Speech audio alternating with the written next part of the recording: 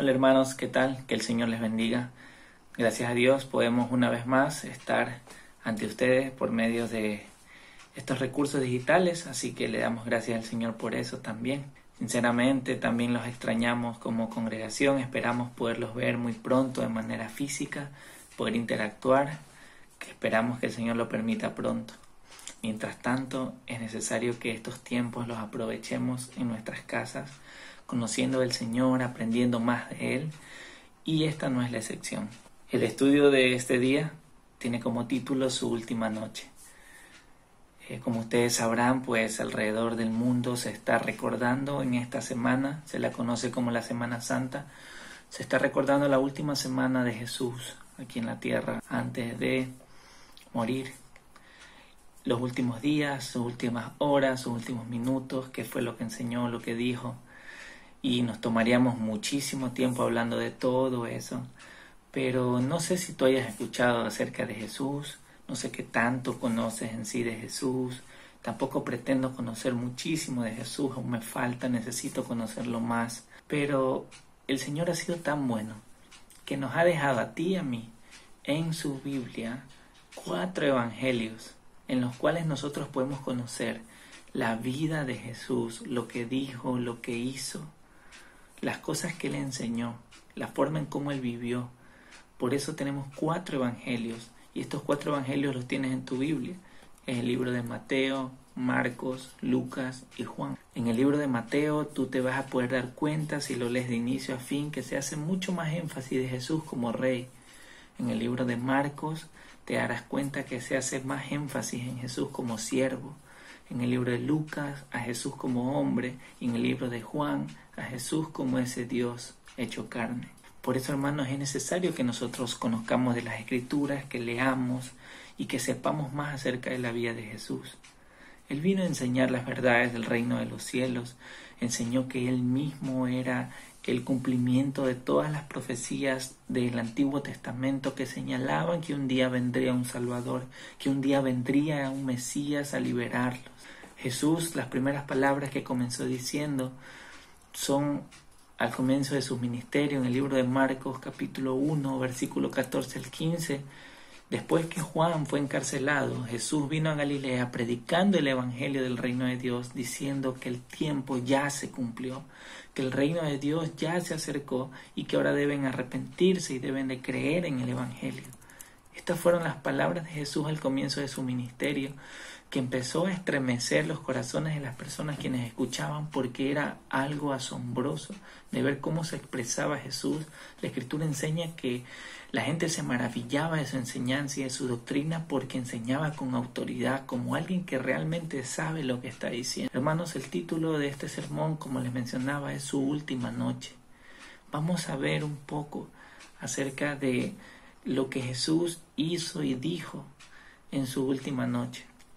Pero sin antes quisiera que oremos y le demos gracias al Señor por este tiempo, por el cual nos permite estar aquí. Oremos. Señor, te damos gracias por este tiempo que nos permites aprender más de tu palabra. Señor, queremos conocerte, queremos realmente entender más, Señor, acerca de ti. Queremos poner en práctica, Señor, cada cosa que tú nos enseñas. Queremos buscarte, Señor, mientras puede ser hallado. Transforma nuestros corazones, Señor, y nuestra mente por medio de tu Espíritu Santo. En el nombre de Cristo te agradecemos, Señor. Amén y amén. Hermanos, este sermón lo he dividido en 3 puntos, siendo el primer punto su ministerio. Quisiera que un poquito conozcamos acerca de este Jesús, acerca de su ministerio. Si se me permitiera resumir en unas cuantas palabras acerca de lo que vino a ser Jesús, el ministerio que Él realizó, cómo Él sirvió a los demás. Si se me permitiese resumir en unas cuantas palabras aquello, utilizaría lo que Lucas registra en su Evangelio, en el capítulo 4, versículo 16 al 21. Quisiera que lo puedas buscar en tu Biblia. El versículo dice así: Vino a Nazaret Jesús, donde se había criado, y en el día de reposo entró en la sinagoga, conforme a su costumbre, y se levantó a leer. Y se le dio el libro del profeta Isaías, y habiendo abierto el libro, halló el lugar donde estaba escrito: el Espíritu del Señor está sobre mí, por cuanto me ha ungido para dar buenas nuevas a los pobres, me ha enviado a sanar a los quebrantados de corazón, a pregonar libertad a los cautivos y dar vista a los ciegos, a poner en libertad a los oprimidos y a predicar el año agradable del Señor. Y enrollando el libro, se lo dio al ministro y se sentó, y los ojos de toda la sinagoga estaban fijos sobre él, y comenzó a decirles: hoy se ha cumplido esta escritura delante de vosotros. Si ustedes leen, hermanos, amigos, quienes están viendo este mensaje, los evangelios de Mateo, Marcos, Lucas y Juan, ustedes van a leer un sinnúmero de eventos en los cuales Jesús estuvo involucrado, los cuales, si ustedes se dan cuenta, Jesús sanó a muchos enfermos, él liberó a muchos endemoniados, calmó tempestades, dio de comer a miles, resucitó a personas, habló fuertemente a los religiosos de la época. ¿Quiénes eran estos? Los fariseos, los saduceos, los intérpretes de la ley. Él se relacionó con personas que casi nadie, por no decir nadie, de las grandes élites religiosas se querían relacionar, como los adúlteros, como los leprosos, como samaritanos, los extranjeros, los soldados romanos, pescadores, cananistas, ocelotes, siendo gestos un grupo judío revolucionario que quería tomar venganza de Roma con sus propias fuerzas. Y también Jesús se relacionó con recaudadores de impuestos, incluso dentro de su propio círculo de discípulos. Ellos eran parte de estas personas que nadie se quería acercar. Por eso, hermano, Jesús no solamente predicaba con sus palabras, sino que él predicaba con sus hechos. Él realmente era quien decía ser. Incluso el Evangelio de Juan nos muestra que Jesús es ese verbo que se hizo carne, que Él es la vida misma. Quisiera decirlo en palabras de Juan el Bautista. Juan, capítulo 3, versículo del 31 al 36, Juan el Bautista dice lo siguiente, cuando sus discípulos vinieron a preguntarles acerca de Jesús. Les dice Juan el Bautista: el que de arriba viene es sobre todos. El que es de la tierra es terrenal, y cosas terrenales habla. Pero el que viene del cielo, Él es sobre todos. Y lo que vio y oyó, esto testifica, y nadie recibe su testimonio. El que recibe su testimonio, este testigua que Dios es veraz, porque el que Dios envió, las palabras de Dios habla, pues Dios no da el Espíritu por medida. El Padre ama al Hijo y todas las cosas se han entregado en su mano. El que cree en el Hijo tiene vida eterna, pero el que se rehúsa a creer en el Hijo no verá la vida, sino que la ira de Dios estará sobre él. Hermanos, hasta este punto es necesario que nosotros entendamos que recordar la vida de Jesús no solamente es para estos días, no es que porque estamos en una Semana Santa, todos nosotros estamos tratando de recordar acerca de la vida de Jesús, lo que Él hizo, cómo murió y cómo resucitó. Sino que, hermanos, si usted ve Mateo, Marcos, Lucas y Juan, usted tiene bastante para leer y para aprender. Tenemos bastante. Por favor, no desaprovechen el tiempo, conozcámoslo realmente a Él. El Señor nos está llamando a que le conozcamos, a que nos arrepintamos de nuestros pecados, a que le busquemos realmente. Si usted hasta este punto no ha conocido de Jesús, con esto poco que usted está escuchando en estos momentos, usted entiende que necesita arrepentirse de sus pecados y creer en el Evangelio. No espere más, necesita arrepentirse. Busquemos de su presencia, busquemos realmente de su favor, porque Él ya vino a este mundo.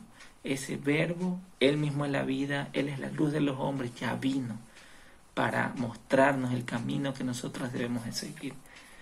Y este es el primer punto de este mensaje, hermanos. Quería que recordemos un poco acerca de su ministerio. Y ahora vamos al segundo punto de este mensaje, y es su oración. Quisiera que en este momento usted, después de escuchar las 3 porciones que les voy a dar, detenga el video, porque por cuestión de tiempo no vamos a leer todos estos pasajes, porque el video se alargaría más. Que usted detenga el video después de escuchar estos pasajes y los lea, y después pueda dar play para seguir hablando acerca de este tema. Las citas son las siguientes: Mateo 26, del 17 al 46, Marcos 14 del 12 al 42 y Lucas 22 del 7 al 46. ¿Ok? Espero que hayan podido leer, que hayan hecho caso y que hayan detenido el video y hayan leído las porciones que les mencioné. Si ustedes se dan cuenta, en Mateo 26 del 17 al 46 hay 29 versículos. De Marcos 14 del 12 al 42 hay 30 versículos. De Lucas 22 del 7 al 46 hay 39 versículos. Si hay algo que ustedes debieron haberse dado cuenta mientras leían, era que en estas tres porciones de la Escritura tienen algo en común, y es que se habla acerca de que Jesús tuvo su última cena con los discípulos, que Jesús anuncia la negación de Pedro y que Jesús ora en Getsemaní. ¿Y qué pasó entonces con el Evangelio de Juan? ¿Juan acaso no nos habla de esto? Pues sí, solamente que recuerden que Juan hace énfasis en Jesús como Dios. El Evangelio de Juan, si ustedes ven desde el capítulo 13, Juan empieza a hablar que en la cena que tuvieron, en la cena que Jesús tuvo con sus discípulos, Él se sacó el manto y comenzó a lavar los pies de sus discípulos. Usted puede leerlo con tranquilidad ahí en su casa, póngale pausa si desea y comience a leer. Jesús comienza a darle sus últimas palabras a sus discípulos y anuncia la negación de Pedro. Luego de eso, si usted se da cuenta, en Juan 14, dice que los discípulos comienzan a entristecerse porque Jesús les decía que Él ya no iba a estar con ellos. Esta no era la primera vez que Jesús les decía eso, pero Jesús ya empezó a hacer mucho más énfasis en esta realidad que iba a acontecer muy pronto, en este caso a unas pocas horas. Jesús les recuerda que Él es el camino al Padre, que Él es la verdad y que Él es la vida. Jesús en Juan 14 comienza a hablarles de la promesa del Espíritu Santo. En Juan 15 les dice que deben de permanecer en Él. Les da el ejemplo de la vid y los pámpanos, a enseñarles que deben de estar arraigados a Él. En Juan 15 también les dice que el mundo los va a aborrecer por su causa, que así como a Él lo han perseguido, como a Él lo han aborrecido, así también a sus seguidores los van a aborrecer. Juan 16 comienza a decir que es necesario que Él se vaya una vez más, pero les explica que es por su conveniencia, por conveniencia de los discípulos, por nuestra conveniencia, porque si Él no se fuere, el Padre no enviaría el Consolador, pero como Él se va, el Padre va a enviar el Consolador. El Señor les empieza a prometer y a decir que la tristeza que ellos tienen se va a convertir en gozo muy pronto. Y luego al final de Juan 16 les dice que estas cosas les ha hablado el Señor para que ellos tengan paz y que confíen que Él ya ha vencido al mundo. Quizás suene un poco difícil de nosotros ahora de entender por qué será que no entendieron estas palabras los discípulos, pero quisiera que por un momento nos pongamos en su lugar. Ellos estaban cerca del Maestro por ya algunos años. Tenían una relación cercana de día a día. No es que se veían una vez por semana, una vez al mes. Eran día a día con Jesús los discípulos. Y estaban escuchando de Jesús con más énfasis que era necesario que Él se vaya, que Él debía de irse pronto. Y eso entristecía mucho a los discípulos, y por eso esta enseñanza de Jesús en este tiempo crucial para ellos. Si usted lee Juan 17, dice que la enseñanza de Jesús terminó con esta oración por ellos. Lea Juan 17 y usted se dará cuenta que Jesús, una vez más en su oración, mientras ora al Padre, le dice: Padre, yo sé que ahora me voy contigo, pero ellos se quedan aquí en este mundo. Te ruego por ellos, para que los cuides, para que los guardes del mal. Te pido por ellos para que sean uno. Te pido por ellos para que realmente ellos puedan dar a conocer mi nombre, que ellos puedan glorificar mi nombre. Tú me los diste, Señor, y los he guardado. La oración de Jesús es asombrosa en Juan 17. Pero si nosotros nos damos cuenta en los evangelios, Juan 14, 15, 16, 17 es toda una conversación que termina con oración de Jesús y sus discípulos. Esto encaja perfectamente en que mientras Jesús terminó de cenar con sus discípulos y se levantó, caminó con sus discípulos dándole todas estas enseñanzas, hasta que Juan 18:1 nos relata que Jesús entra en un huerto. Juan no nos da detalles acerca de este momento de Jesús en el huerto, sino hasta cuando ya llega Judas a arrestarlo con los alguaciles. Pero Mateo, Marcos y Lucas sí nos detallan eso. Algo que necesitamos entender también, hermanos, es que Jesús no era en estos últimos momentos las primeras ocasiones que Jesús les decía que era necesario padecer. Jesús les había dicho desde antes que era necesario que padezca. Si usted puede, mire Mateo 16, 21. Dice lo siguiente: desde entonces comenzó Jesús a declarar que le era necesario ir a Jerusalén y padecer mucho de los ancianos, de los principales sacerdotes, de los escribas, y ser muerto y resucitar al tercer día. Jesús no solamente estaba contándoles que era necesario que él padezca, Jesús también les estaba diciendo que él iba a resucitar al tercer día. Pero ciertamente esto no era algo que los discípulos entendían en aquel momento. Ellos solo se estaban enfocando en que su maestro, su amigo, ya no iba a estar con ellos, que iba a padecer, y ellos obviamente no querían que les acontezca esto a su maestro. Usted puede leer lo que continúa de Mateo 16 allí. Ahora, hermanos, si usted puede, por favor, a partir de este momento, quisiera que hagamos algo. Por favor, tenga de manera paralela Mateo 26, del 36 al 46, Marcos 14, del 32 al 42. ¿Por qué? Porque nos enseña aquí en estos pasajes que Jesús llegó con ellos a un lugar llamado Getsemaní. Cuando dice con ellos, está hablando de sus discípulos. Recordemos que Jesús, después de su última cena, salió con sus discípulos a caminar hacia el Monte de los Olivos, hacia el Getsemaní.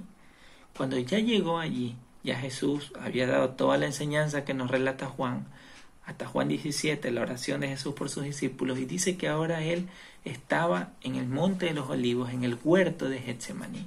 Y él les dijo a sus discípulos que se sienten allí, entre tanto que él va más adelante y ora.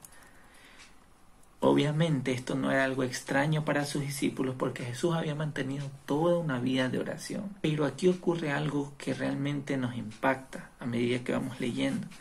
Y es que esta no era una oración como las anteriores que Jesús había hecho. Esta oración tenía más peso, si se podría decir de esa manera, o era mucho más especial. Si ustedes ven, Jesús les dice a sus discípulos que oren para que no entren en tentación. Dice que él estaba con sus discípulos, los deja allí para que oren, pero luego dice que él toma a 3 de sus discípulos, a Pedro, Jacobo y a Juan. Y dice que comenzó a entristecerse y a angustiarse. Aquí nosotros vemos algo que no se nos relata en otras partes de las Escrituras en las que Jesús había estado orando. Cuando se nos relata en porciones anteriores, Mateo, Marcos, Lucas y Juan, se nos dice que Jesús se apartaba para ir a orar, pero no se nos detalla de esta manera, que Jesús se entristecía y se angustiaba. Pero en esta ocasión sí. Y la Escritura nos muestra que él realmente se encontraba muy triste y angustiado por algo que hasta este punto no sabemos nosotros qué es. Pero, ¿por qué Jesús se angustió? ¿Por qué Jesús se entristeció? ¿Qué pasaba con Jesús en ese momento? Mateo y Marcos relatan que Jesús le dice a sus discípulos: mi alma está muy triste hasta la muerte. Quédense aquí y velen. Hermanos, ya desde aquí esta frase realmente impacta en nuestros corazones, porque se nos está mostrando que Jesús realmente estaba triste. Menciona que su alma estaba extremadamente triste, a tal punto de decir que hasta la muerte. O sea, realmente era una tristeza que quizás nosotros no entendamos en este punto. Quizás quienes hemos pasado dolores muy profundos como la pérdida de un ser querido, quizás podamos decir que es una tristeza muy profunda, pero aquí el Señor no se nos dice que haya perdido a alguien en sí. Podemos ver escenas en los evangelios en los cuales pues su amigo Lázaro murió y dice que Jesús lloró también, pero nunca se nos dice así como está mencionándose en este punto, y es que él estaba muy triste hasta la muerte y les pide a sus discípulos que se queden allí con él y que oren. Jesús dice que mientras él les dice eso a Pedro, Jacobo y Juan, que estaba muy triste y angustiado hasta la muerte, Él se aparta de ellos hasta más adelante y se postra en tierra y ora. ¿Cuál fue la oración de Jesús? ¿Qué era lo que estaba orando Jesús? Mateo y Marcos nos relatan esto. Dice que Jesús decía, Abba Padre.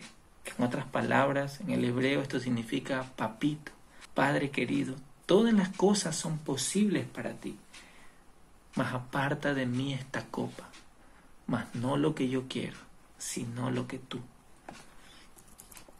Hermanos, esta frase, esta oración que ustedes están viendo allí, es producto de lo que Jesús estaba diciendo, que estaba muy triste y angustiado hasta la muerte. Él está pidiendo al Padre que pase de él esta copa.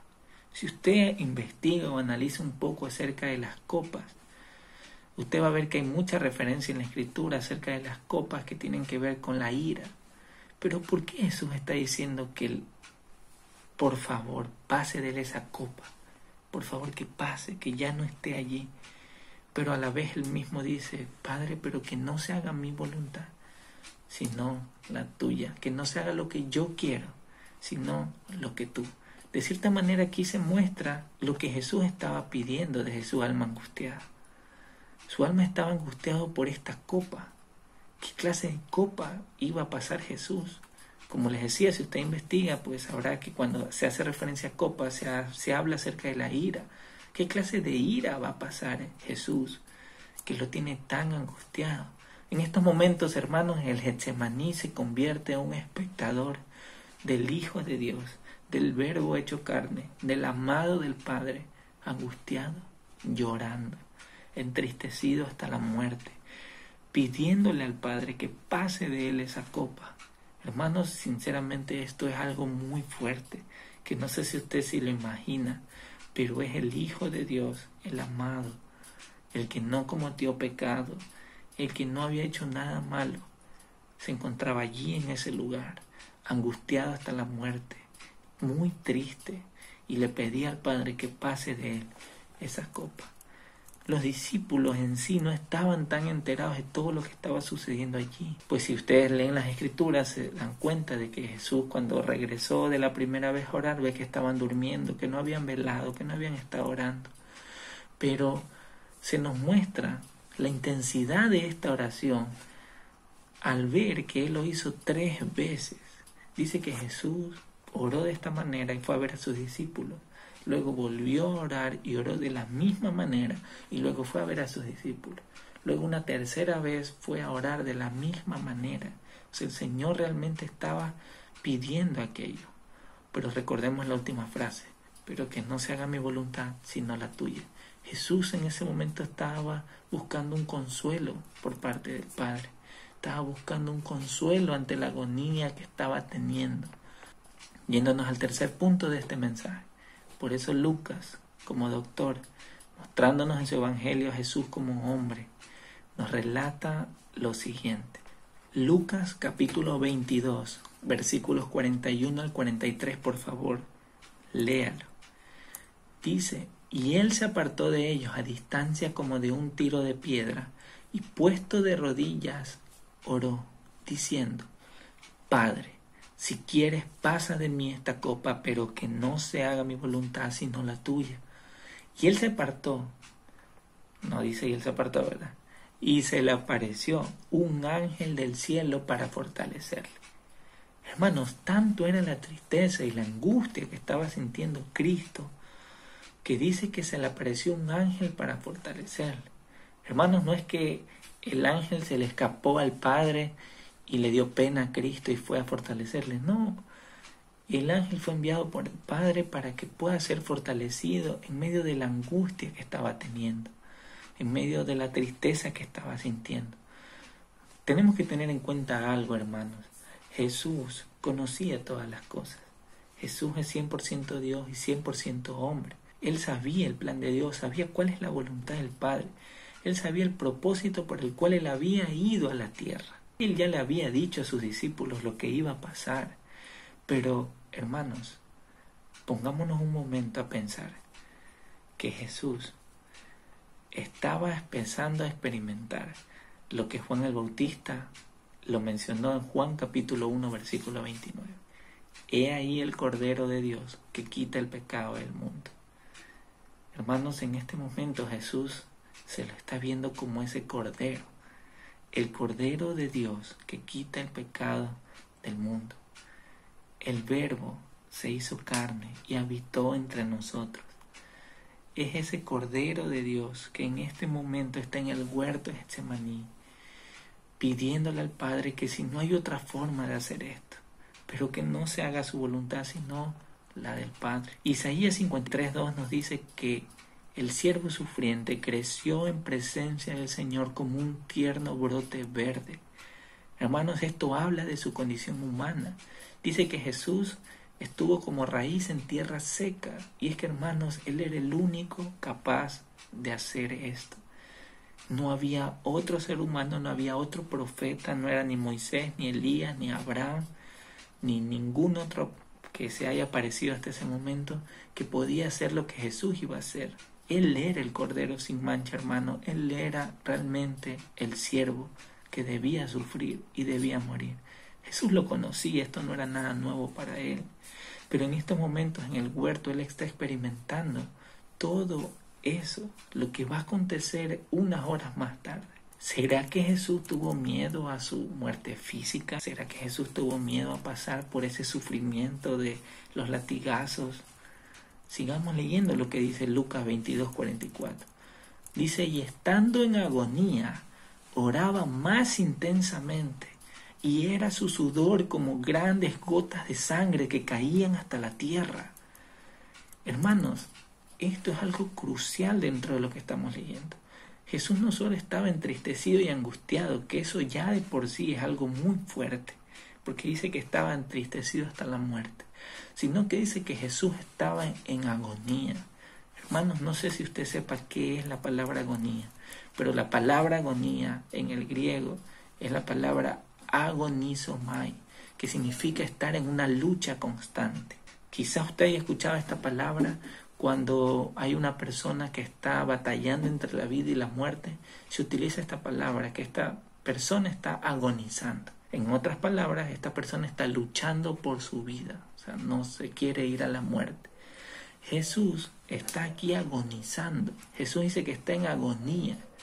Jesús sabe lo que le espera, sabe cuál es la voluntad del Padre, sabe por el propósito que vino, pero en su condición de hombre.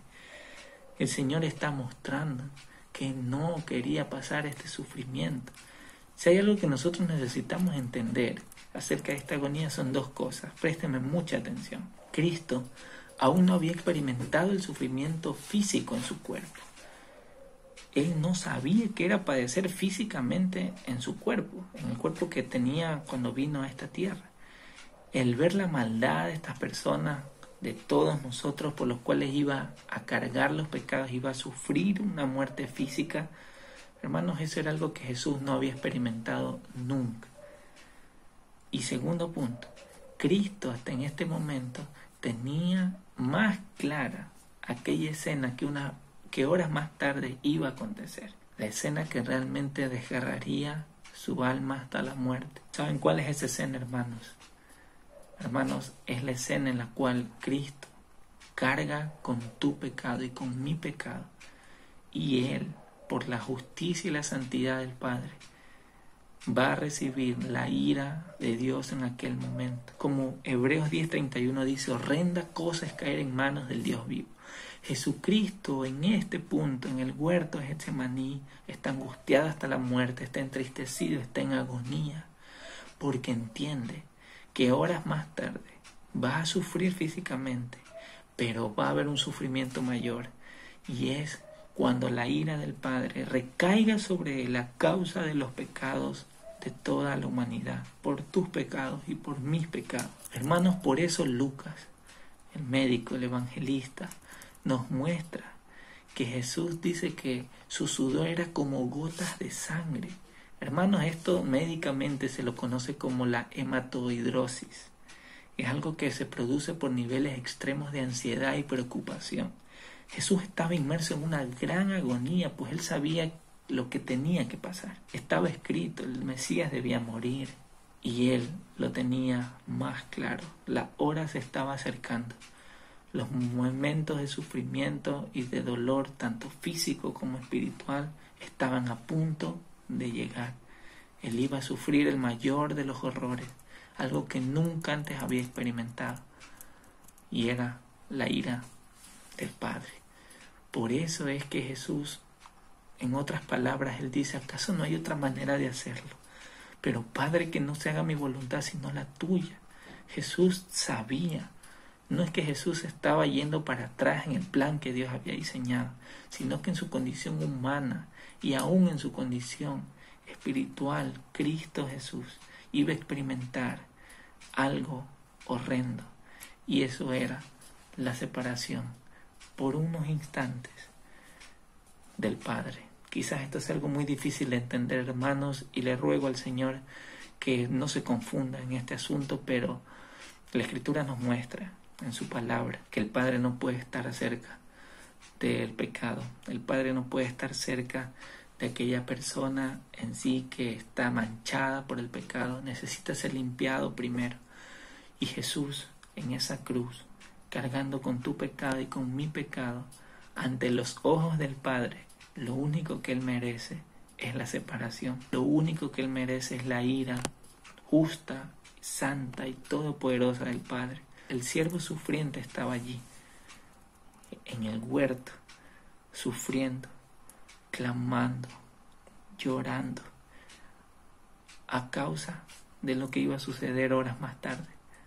Hermanos, si comparamos eso con los latigazos de los romanos, me atrevería a decir que no es comparación al sufrimiento que él iba a experimentar por el abandono del Padre.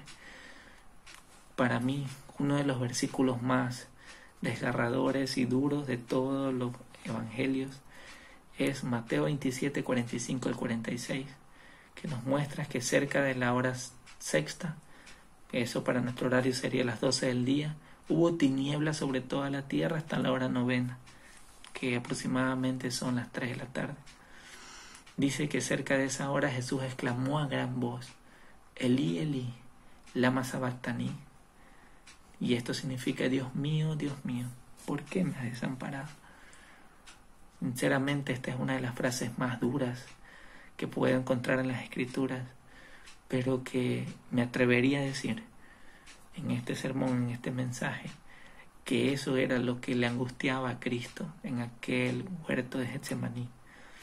El entender que horas más tarde iba a experimentar la separación del Padre. Hermanos, no sé cómo usted lo ve, amigo que estás viendo este mensaje, no sé cómo tú lo ves, pero necesitas entender que Cristo vino a morir por tus pecados, que Cristo vino a darte lo que tú no mereces, la vida eterna, nos vino a dar aquello. Pero necesitamos arrepentirnos de nuestros pecados y creer en Él. Necesitamos buscarle. Él sufrió en agonía en aquel huerto. Él realmente luchó y experimentó el dolor más profundo. Este era el mensaje de este viernes que quería compartirles. Sinceramente es algo muy duro, es algo que me costó lágrimas también, leerlo, entenderlo, meditarlo, pero es necesario, hermanos, que recordemos que Él es el siervo, del cual se describe Isaías 53, que nosotros como congregación ciertamente lo leemos bastante, pero Él es el siervo. Él es nuestro Mesías, Él es nuestro Salvador, y a Él debemos aferrarnos. Él es nuestra esperanza. Así que le animo, hermano, a que ore al Señor, a que le pida perdón por sus pecados hasta este momento, a que realmente se aferre a Él, a que entienda que Él sufrió por usted, sufrió por mí, para que hoy nosotros tengamos vida en abundancia, para que podamos meditar en sus palabras y parecernos más a Él a medida que le conocemos. Hermanos, oremos. Señor, te quiero dar las gracias por este tiempo que nos has permitido leer un poco más de tu palabra, aprender, conocerte más, Señor, y entender que eres tú, Señor, quien en aquel huerto sufriste en agonía, Señor. Hasta la muerte, Señor, estaba tu alma triste, por lo que iba a acontecer, Señor. Tú cargando nuestros pecados, tú cargando toda nuestra maldad, Señor. Qué horrible aquello. Pero te damos las gracias en este momento, porque tú, Señor, sin merecerlo nosotros, tú lo hiciste. Tú te entregaste, Señor. Aún, Señor, en medio de esa agonía, Señor, luchaste y perseveraste, Señor. Gracias te damos, Señor, porque nos das ejemplo para no rendirnos, Señor, sino que perseverar hasta el fin, sabiendo que tu sacrificio no es en vano para nuestras vidas. Lo reconocemos, Señor, y queremos buscarte y parecernos más a ti. En el nombre de Jesús, te damos las gracias, Señor, por este tiempo. Amén y amén.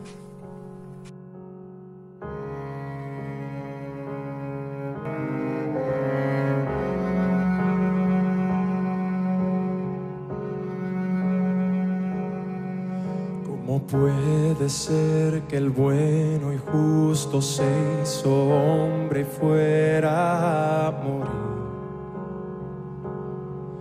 por el más vil pecador? Como siendo yo su enemigo, el sufrimiento en mi lugar tomó en aquella cruz y cargó mi maldad sobre él.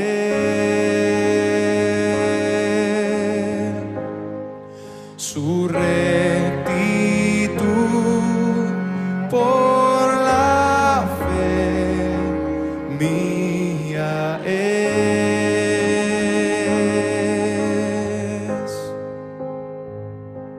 Aleluya, glorioso intercambio, oh cuán gran misterio, que por gracia salvo soy. Aleluya, gloria sea a Cristo, por su sacrificio declarado justo soy en él.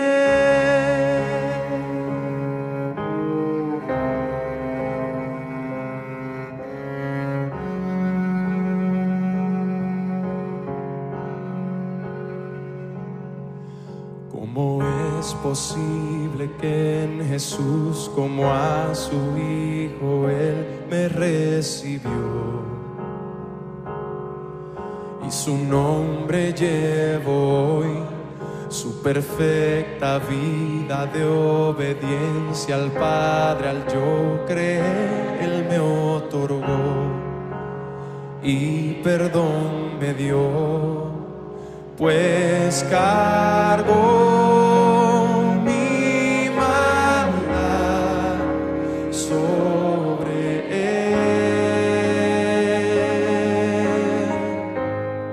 Su rectitud por la fe mía es.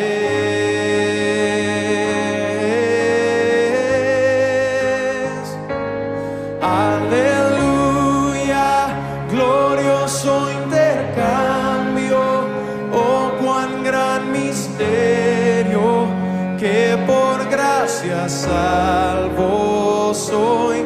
Aleluya, gloria sea a Cristo, por su sacrificio declarado justo soy. Aleluya, glorioso intercambio, oh cuán gran misterio, que por gracia salvo